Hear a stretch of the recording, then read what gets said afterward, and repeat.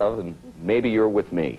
Yeah, that's a problem. We're just out of it. No, I haven't, but we're about to find out about it. Christy Myers joins us live to tell us more about this music sensation known as Morrissey. And Christy, I gather there are an awful lot of folks out there who know who he is.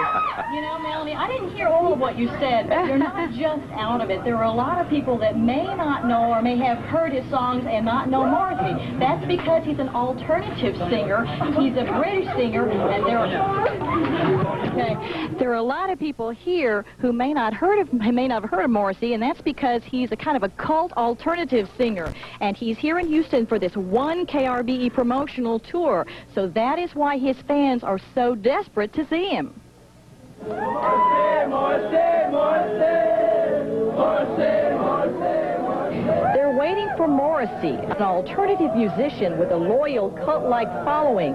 So you can be excused if you haven't heard of him.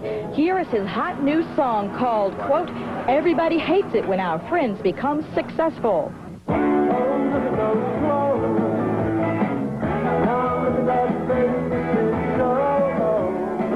To these teens, waiting for an autograph was worth standing in line for more than 30 hours in some cases. Josh Grafton and Jody Purvis are number 1 and number 2 in line. They got in line at 10 yesterday morning. I'm going to be spazzing. You don't understand what's happening. He's going to come right here. But there's been controversy, though. The first 500 were to get wristbands to see him, and these kids thought they were among them. They guaranteed us that we would be able to see Morrissey. They gave us numbers on our hand. They guaranteed for publicity. 500 people. 500 people. Then they were told the Marks-a-Lot numbers were no good. Only the wristbands would get them in.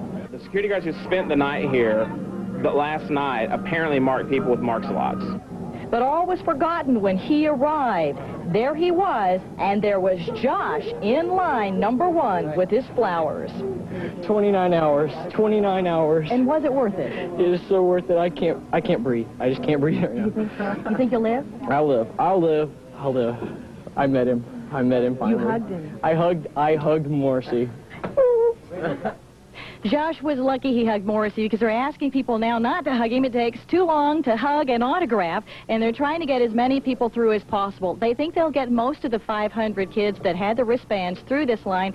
Next time he comes back, it will be for a concert in October, so those that were disappointed today, hopefully they'll be able to buy a ticket and see him in person in October. Reporting live, this is Christy Myers, 13 Eyewitness News. Oh, we learned something here. I'm informed now. Yeah, but you know what? Things haven't changed that much. Didn't you see the girls crying and shaking and stuff, just like when the Beatles came? Saw the guys crying and shaking. Yeah, that's true.